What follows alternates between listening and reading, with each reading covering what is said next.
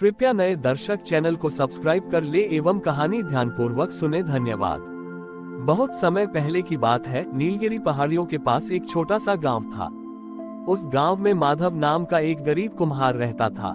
माधव जन्म से ही देख नहीं सकता था, लेकिन उसकी अंतरात्मा में महादेव के प्रति अटूट विश्वास और प्रेम था। वह दिन भर मिट्टी के सुंदर बर्तन, दिए और खिलौने बनाता था और जो भी रूखा सूखा मिलता उसे खाकर आनंद से ओम नमः शिवाय का जाप करता था। माधव की एक ही इच्छा थी कि वह महादेव के लिए कुछ ऐसा अनोखा उपहार बनाए जो आज तक किसी ने प्रभु को अर्पित न किया हो। चूंकि वह देख नहीं सकता था, इसलिए उसने अपनी उंगलियों के स्पर्श और दिल के भावों से मिट्टी का एक बहुत ही सुंदर और अलौकिक शंख बनाया। वह शंख दिखने में भले ही मिट्टी का था, लेकिन उसकी बनावट अद्भुत थी। माधव रोज सुबह उस मिट्टी के शंख को अपने घर के छोटे से शिवलिंग के पास रखता और भाव विभोर होकर प्रार्थना करता। एक दिन उस गांव में रत्नपाल नाम का एक बहुत बड़ा और धनी व्यापारी आया। वह अपने साथ देश विदेश के कीमती रत्न, सोने चांदी के आभूषण और हाथी दांत से बनी वस्तुएं लेकर चलता था। रत्नपाल को अपनी धन दौलत पर बहुत घमंड था। वह गांव के भव्य शिव मंदिर में गया और उसने भगवान शिव के चरणों में शुद्ध चांदी से मढ़ा हुआ और कीमती हीरो से जड़ा एक विशाल समुद्र शंख अर्पित किया। रत्नपाल ने मंदिर के मुख्य पुजारी से अहंकार भरे स्वर में कहा, हे पंडित जी, देखिए, मैं महादेव के लिए यह अमूल्य रत्नजड़ित शंख लाया हूँ। जब इस शंख की ध्वनि होगी तो महादेव साक्षात प्रसन्न हो जाएंगे। पूरे राज्य में ऐसा कीमती शंख किसी के पास नहीं है। संयोग से माधव भी उसी समय मंदिर के बाहर बैठा मिट्टी के छोटे दिए बेच रहा था। उसने व्यापारी की बातें सुनी तो उसके मन में कोई ईर्ष्या नहीं जागी, बल्कि उसने मन ही मन सोचा, महादेव कितने दयालु हैं, उनके पास कितने सुंदर और कीमती शंख पहुंच रहे हैं। मेरा मिट्टी का शंख तो बहुत साधारण है, लेकिन मैं इसे ही पूरे मन से प्रभु को अर्पण करूंगा। शाम के समय मंदिर में महाआरती का आयोजन हुआ। राजा, व्यापारी, रत्नपाल और गांव के सभी लोग वहां एकत्रित थे। मुख्य पुजारी ने रत्नपाल के दिए हुए उस कीमती हीरो से जड़े शंख को उठाया और पूरी शक्ति से फूंक मारी ताकि उसकी अलौकिक ध्वनि से मंदिर गूंज उठे। लेकिन ये क्या, जैसे ही पुजारी ने शंख बजाया, उसमें से कोई ध्वनि नहीं निकली। केवल एक सूखी और बेसुरी हवा की आवाज आई। पुजारी ने दोबारा प्रयास किया, तिबारा प्रयास किया, लेकिन वह कीमती शंख पूरी तरह मौन रहा। रत्नपाल का चेहरा शर्म से लाल हो गया। उसे समझ नहीं आ रहा था कि इतने कीमती शंख से ध्वनि क्यों नहीं निकल रही। उसी समय मंदिर के बाहर बैठे माधव ने अपने थैले से वह मिट्टी का शंख निकाला। उसने सोचा कि आरती का समय हो गया है, क्यों न मैं भी अपने इस शंख को बजाकर महादेव की स्तुति करूं। माधव ने जैसे ही उस मिट्टी के शंख को अपने होठों से लगाया और एक हल्की सी फूंक मारी, पूरे मंदिर का वातावरण एकदम बदल गया। उस मिट्टी के शंख से ऐसी मधुर, गंभीर और अलौकिक ओम की ध्वनि निकली जिसने पूरे क्षेत्र को गुंजायमान कर दिया। उस ध्वनि में ऐसा आकर्षण था कि मंदिर के भीतर बैठे लोग, राजा और स्वयं पुजारी मंत्रमुग्ध होकर बाहर की तरफ भागे। सबने देखा कि एक अंधा कुम्हार मिट्टी का शंख बजा रहा है और उस शंख से दिव्य प्रकाश की किरणें निकल रही हैं। जैसे ही माधव ने शंख बजाना बंद किया, मंदिर के प्रांगण में एक तेज रोशनी चमकी। साक्षात महादेव अपने शांत और सौम्य स्वरूप में वहां प्रकट हुए। उनके गले में मुंडमाला और जटाओं में चंद्रमा सुशोभित थे। महादेव मुस्कुराए और उन्होंने सीधे आगे बढ़कर माधव के हाथों से वह मिट्टी का शंख ले लिया। महादेव ने कहा, वत्स माधव, तुम्हारा ये शंख केवल मिट्टी का नहीं है, ये तुम्हारे निश्चल प्रेम, पवित्रता और अटूट भक्ति के रस से बना है। मुझे सोने चांदी की चमक नहीं, बल्कि हृदय की शुद्धता आकर्षित करती है। फिर महादेव ने व्यापारी रत्नपाल की ओर देखा और गंभीर स्वर में कहा, रत्नपाल, तुम्हारा शंख कीमती हीरो से तो जड़ा था, लेकिन उसके भीतर तुम्हारा अहंकार और प्रदर्शन की भावना भरी थी। जहां अहंकार होता है, वहां मेरी चेतना का वास नहीं होता। इसलिए वह शंख मौन रहा। रत्नपाल को अपनी भूल का एहसास हुआ। उसने तुरंत महादेव के सामने घुटने टेक दिए और अपनी धन दौलत के घमंड का त्याग कर क्षमा मांगी। महादेव ने माधव की आंखों पर अपना करुणा भरा हाथ फेरा, जिससे माधव की आंखों की रोशनी लौट आए। माधव ने जीवन में पहली बार साक्षात अपने आराध्य के दर्शन किए और उसके आंसू थमने का नाम नहीं ले रहे थे। महादेव ने उस मिट्टी के शंख को हमेशा के लिए अपने पास रख लिया और माधव को सुख समृद्धि का आशीर्वाद दिया। ये कहानी हमें सिखाती है कि भगवान को रिझाने के लिए बड़ी बड़ी और कीमती वस्तुओं की आवश्यकता नहीं होती। यदि हमारे पास केवल एक मिट्टी का दिया या एक छोटा सा भाव भी हो, लेकिन वह पूरी तरह निश्चल और प्रेम से भरा हो, तो महादेव उसे सहर्ष स्वीकार कर लेते हैं। माधव की आंखों की रोशनी लौटने और महादेव के साक्षात दर्शन पाकर उसका पूरा जीवन ही शिवमय हो गया। वह गांव जो कभी उसे एक असहाय कुम्हार समझता था, अब उसे एक सिद्ध संत के रूप में देखने लगा। लेकिन माधव के भीतर इस चमत्कारी घटना के बाद भी रत्ती भर अहंकार नहीं आया। उसने मिट्टी के बर्तन और सुंदर कलाकृतियां बनाने का अपना काम जारी रखा, क्योंकि उसका मानना था कि मिट्टी को आकार देना भी महादेव की सृष्टि की सेवा करने जैसा ही है। व्यापारी रत्नपाल ने भी अपना सारा घमंड त्याग दिया था। वह माधव का परम मित्र और शिष्य बन गया। उसने अपनी धन दौलत का एक बड़ा हिस्सा गरीबों की सेवा में लगा दिया और रोज शाम को माधव की कुटिया पर आकर आध्यात्मिक चर्चा करने लगा। कुछ वर्ष इसी तरह आनंद पूर्वक बीते। एक बार उस राज्य पर एक बहुत बड़ा संकट आया। पड़ोसी साम्राज्य के एक क्रूर राजा ने भारी सेना के साथ आक्रमण कर दिया। राज्य के सैनिक युद्ध में परास्त होने लगे और शत्रु सेना तबाही मचाती हुई उसी गांव की सीमा तक पहुंच गई जहां माधव रहता था। गांव में हाहाकार मच गया। लोग अपनी जान बचाने के लिए इधर उधर भागने लगे।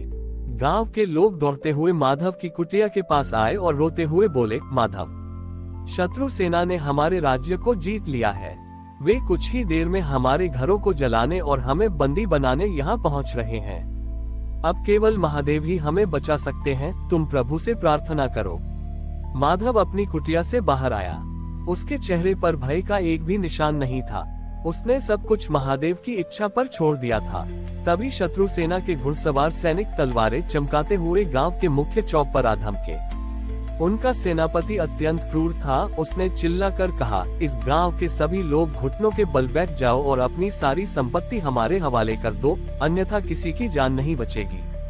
माधव शांत कदमों से आगे बढ़ा और सेनापति के सामने जाकर खड़ा हो गया।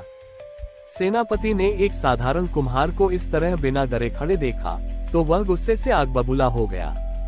उसने अपनी तलवार माधव की गर्दन पर टिका दी और कहा, मूर्ख, तुझे अपनी जान का डर नहीं है। तू किसके बल पर यहाँ सीना ताने खड़ा है? माधव ने सहजता से मुस्कुराते हुए उत्तर दिया, राजन, मैं तो इस माटी का एक अदना सा पुतला हूँ। मेरी जान की डोर उसके हाथ में है जिसने इस पूरी ब्रह्मांड रूपी मिट्टी को गढ़ा है, साक्षात देवों के देव महादेव। इसलिए मुझे किसी तलवार का भय नहीं है।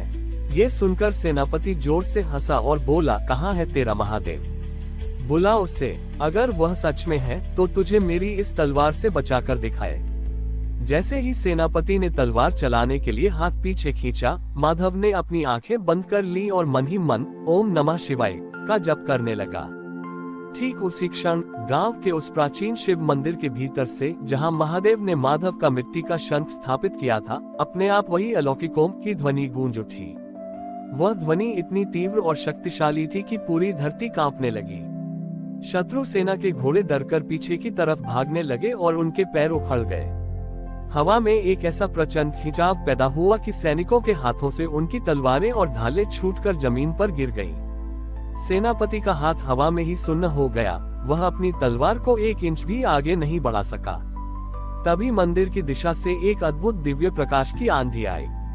उस प्रकाश के स्पर्श मात्र से शत्रु सैनिकों के मन में जो क्रोध और हिंसा की भावना थी, वह पल भर में गायब हो गई। उनका अहंकार और क्रूरता ऐसे पिघल गए जैसे सूरज की गर्मी से बर्फ पिघलती है। सेनापति के हाथों से तलवार गिर गई और वह घुटनों के बल बैठकर थर-थर कांपने लगा। सेनापति ने रोते हुए माधव के पैर पकड़ लिए और कहा, हे महात्मा, मुझे क्षमा कर दीजिए। मुझे अपनी शक्ति पर घमंड था, लेकिन आज मैंने महसूस कर लिया कि ब्रह्मांड में सबसे बड़ी शक्ति केवल प्रेम, शांति और ईश्वर की सत्ता है। हम ये युद्ध यहीं रोकते हैं और अपनी सेना लेकर वापस जा रहे हैं। शत्रु सेना बिना कोई नुकसान पहुंचाए नतमस्तक होकर वापस लौट गई। गांव वालों ने राहत की सांस ली और पूरे उत्साह के साथ हर हर महादेव के जयकारे लगाने लगे। माधव ने सभी को गले लगाया और समझाया कि संकट कितना भी बड़ा क्यों न हो, अगर हमारा विश्वास अडिग है तो महादेव किसी न किसी रूप में हमारी रक्षा अवश्य करते हैं। उस दिन के बाद से उस पूरे राज्य में कभी युद्ध नहीं हुआ और वह भूमि हमेशा के लिए शांति और भक्ति का पावन प्रतीक बन गई। युद्ध की विभीषिका टलने के बाद पूरे राज्य में शांति छा गई। माधव की कुटिया अब केवल भक्तों के लिए ही नहीं, बल्कि सत्य की खोज करने वाले संतों और विचारकों के लिए एक पावन तीर्थ बन चुकी थी।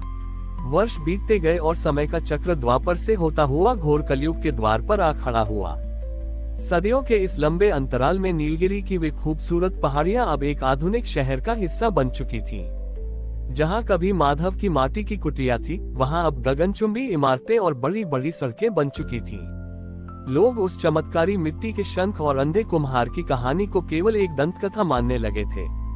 कलयुग के इस दौर में उस शहर का सबसे प्रसिद्ध और अमीर मूर्तिकार था अक्षत। अक्षत विदेशों से संगमरमर और कीमती धातुएं मंगाकर भगवान की भव्य मूर्तियां बनाता था। उसकी कला की धूम पूरे देश में थी, लेकिन अक्षत के भीतर एक बहुत बड़ा दोष था। वह कला को ईश्वर की सेवा नहीं, बल्कि केवल धन और अपनी प्रसिद्धि का जरिया समझता था। वह हमेशा कहता था, मेरी उंगलियों में जादू है, मैं मिट्टी और पत्थर में भी जान फूंक सकता हूँ। भगवान की साख मेरी कला से है। एक बार शहर के सबसे बड़े व्यापारिक संगठन ने एक प्रतियोगिता रखी। नियम यह था कि जो कोई भी महादेव की सबसे सुंदर और अलौकिक मूर्ति बनाएगा, उसे देश का सबसे बड़ा पुरस्कार और धन दिया जाएगा। अक्षत ने इस प्रतियोगिता को जीतने के लिए दिन रात एक कर दिए। उसने शुद्ध सफेद संगमरमर पर हीरो और सोने की नक्काशी करके महादेव की एक अत्यंत भव्य प्रतिमा तैयार की। वह मूर्ति दिखने में इतनी सुंदर थी कि जो भी देखता ही रह जाता। प्रतियोगिता के दिन शहर के भव्य हॉल में देश भर के कलाकारों की मूर्तियां रखी गईं। अक्षत की हीरे जवाहरात से सजी मूर्ति को सबसे बीच में रखा गया। अक्षत गर्व से सीना ताने खड़ा था। उसे पूरा विश्वास था कि पुरस्कार उसी को मिलेगा। तभी हॉल के एक कोने में एक बेहद गरीब और फटेहाल लड़का आया, जिसका नाम कान्हा था। कान्हा उसी नीलगिरी क्षेत्र के एक छोटे से कुम्हार परिवार से था। उसके पास न तो संगमरमर था और न ही सोना चांदी। वह अपने साथ साधारण गंगा मिट्टी से बनी महादेव की एक छोटी सी बिना रंगी हुई मूर्ति लेकर आया था। उस मूर्ति की बनावट बहुत साधारण थी, लेकिन कान्हा ने उसे बनाते समय हर पल ओम नमः शिवाय का जप किया था।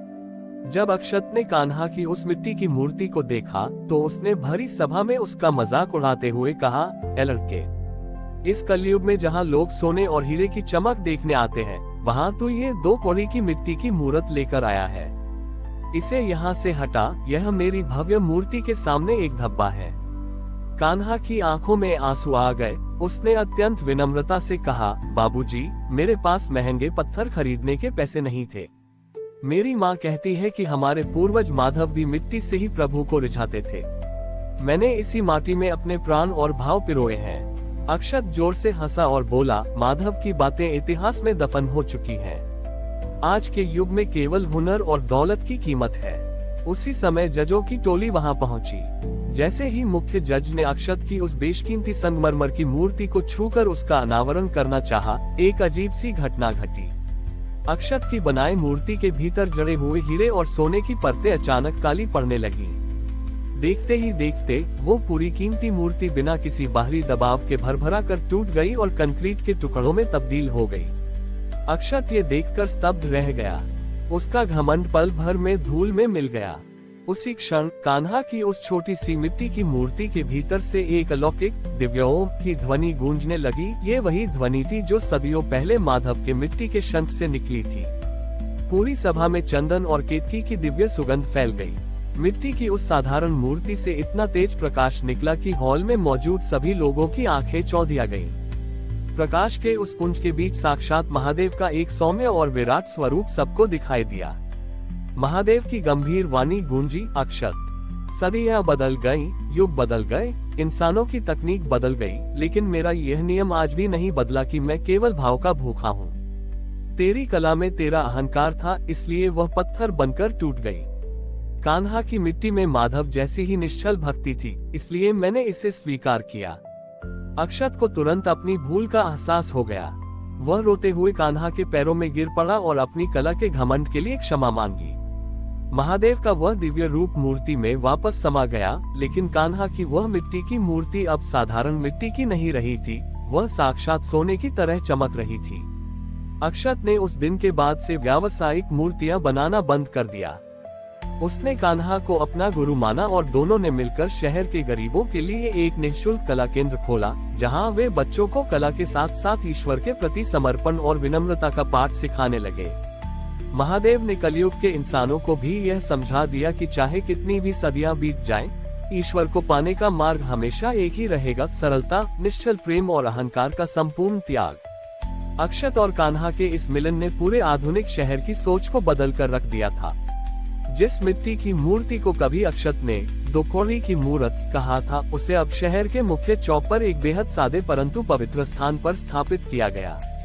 वहां न कोई सोने का सिंहासन था और न ही हीरो की चकाचौंध, बस चारों तरफ हरे भरे पौधे और निश्चल भाव से आने वाले भक्तों की कतारें थीं। समय अपनी गति से आगे बढ़ता रहा और कलयुग अपने चरम पर पहुंचने लगा। तकनीक इतनी आगे निकल चुकी थी कि अब इंसान रोबोट और मशीनों के जरिए अपनी भावनाएं भी नियंत्रित करने लगा था। लोग अपनी जड़ों को, उस माटी की सुगंध को और महादेव के नाम के सिमरन को भूलकर पूरी तरह से एक आभासी दुनिया में जीने लगे थे। अक्षत और कान्हा के जाने के कई दशकों बाद उस शहर में मिशिका नाम की एक युवा और बेहद प्रतिभाशाली साइंटिस्ट का बोलबाला था। मिशिका ने एक ऐसी आधुनिक मशीन बनाई थी जो इंसानों के भीतर के तनाव, दुख और किसी भी तरह की मानसिक परेशानी को कृत्रिम तरंगों से पल भर में मिटा सकती थी। मिशिका का मानना था कि इंसान को अब किसी मंदिर, प्रार्थना या ईश्वर के सहारे की जरूरत नहीं है, क्योंकि उसकी तकनीक ही हर दुख का इलाज है। उसने अपनी प्रयोगशाला उसी मुख्य चौक के पास बनाई थी, जहां कान्हा की वह दिव्य मिट्टी की मूर्ति स्थापित थी। मिशिका अक्सर उस मंदिर की तरफ देखकर मुस्कुराती और कहती, लोग कितने अंधविश्वास में जीते हैं। इस मिट्टी के सामने हाथ जोड़ने से क्या होगा? असली ताकत तो मेरे इस सुपर कंप्यूटर और तकनीक में है। एक दिन उस शहर पर एक बहुत बड़ा डिजिटल संकट आया। शहर के मुख्य पावर ग्रिड और नेटवर्क सिस्टम पर एक अज्ञात और बेहद शक्तिशाली वायरस का हमला हुआ। पल भर में पूरे शहर की बिजली गुल हो गई, अस्पताल की मशीनें बंद हो गईं और मिशिका की वह आधुनिक तनाव मिटाने वाली मशीन भी पूरी तरह ठप हो गई। अंधकार छाते ही लोगों के भीतर का छिपा हुआ डर, अकेलापन और कलयुग का तनाव एक साथ बाहर आ गया। शहर में हर तरफ चीख पुकार मच गई। लोग पागलों की तरह सड़कों पर दौड़ने लगे। मिशिका ने अपने सुपर कंप्यूटर को दोबारा चालू करने की बहुत कोशिश की, लेकिन तकनीक ने पूरी तरह से घुटने टेक दिए थे। वह खुद भी भयंकर मानसिक तनाव और डर से कांपने लगी। उसे समझ आ गया कि जब इंसानी बनाई व्यवस्था फेल होती है, तो इंसान कितना असहाय हो जाता है। तभी उस घोर अंधकार और शोर के बीच उसी सादे मंदिर की दिशा से एक धीमी मगर बेहद गहरी ध्वनि सुनाई दी, डम डम डम। वह डमरू की आवाज थी। डमरू की उस थाप के साथ ही कान्हा की उस मिट्टी की मूर्ति के भीतर से वही सदियों पुरानी अलौकिक ओम की ध्वनि गूंज उठी। वह ध्वनि इतनी शक्तिशाली थी कि बिना किसी बिजली और लाउडस्पीकर के वह पूरे शहर के कोने कोने में गूंजने लगी। उस ध्वनि के तरंगों के आगे उस डिजिटल वायरस का असर पल भर में खत्म हो गया। मिशिका ने अपनी प्रयोगशाला की खिड़की से बाहर देखा। उस मिट्टी की मूर्ति से नीले और सुनहरे रंग का एक दिव्य प्रकाश निकल रहा था। वह प्रकाश जैसे जैसे लोगों को छू रहा था, उनका डर, उनका तनाव और उनकी मानसिक बेचैनी गायब हो रही थी। लोग शांत होकर उस मंदिर की तरफ बढ़ने लगे। मिशिका खुद को रोक नहीं पाई। वह दौड़ती हुई मंदिर के प्रांगण में पहुंची। उसने देखा कि वहां न तो कोई तार थे, न कोई कोडिंग और न ही कोई मशीन। फिर भी उस माटी की मूर्त से ब्रह्मांड की सबसे बड़ी हीलिंग पावर, उपचार शक्ति निकल रही थी। तभी उस प्रकाश के बीच मिशिका को एक अलौकिक अनुभूति हुई। उसे साक्षात महादेव की वह दिव्य आवाज अपने भीतर सुनाई दी, हे पुत्री, विज्ञान और तकनीक मनुष्य की सुविधा के लिए है, उसके अहंकार के लिए नहीं। तुम मशीनों से इंसान के दिमाग को वश में कर सकती हो, लेकिन उसके भीतर छिपी आत्मा को शांति केवल चराचर जगत के मूल तत्व यानी इस माटी और मुझ में विलीन होकर ही मिल सकती है। मिशिका का सारा वैज्ञानिक अहंकार उस एक पल में बह गया। उसने अपनी आंखें बंद की, दोनों हाथ जोड़े और पहली बार अपने जीवन में पूरी तन्मयता से पुकारा, ओम नमः शिवाय। जैसे ही उसने यह मंत्र कहा, उसके मन का सारा बोझ और डर हमेशा के लिए समाप्त हो गया। अगली सुबह जब शहर में सूरज उगा तो सब कुछ सामान्य था, लेकिन मिशिका अब बदल चुकी थी। उसने अपनी प्रयोगशाला को बंद नहीं किया, बल्कि अब वह अपनी तकनीक का उपयोग प्रकृति को बचाने और इंसानों को वापस अपनी माटी से जोड़ने के लिए करने लगी। उसने मंदिर के बाहर एक बड़ा सा बोर्ड लगाया, जिस पर लिखा था, विज्ञान जहाँ समाप्त होता है, महादेव की करुणा वहाँ से शुरू होती है। युग बीतते रहे, तकनीक बदलती रही, लेकिन महादेव की वह मिट्टी की मूर्त आज भी उस शहर के बीचों बीच खड़ी इंसानों को याद दिलाती है कि हम चाहे कितने भी ऊंचे क्यों ना उड़ जाएं, हमारा अस्तित्व इसी मिट्टी से है और अंत में हमें उसी महादेव की शरण में जाना है जो हर कण में वास करते हैं। आपका एक लाइक और सब्सक्राइब मुझे अगले वीडियो बनाने के लिए बहुत हिम्मत देता है, तो तुरंत चैनल को सब्सक्राइब करें और बेल आइकन भी ऑन कर ले। धन्यवाद। हर हर महादेव।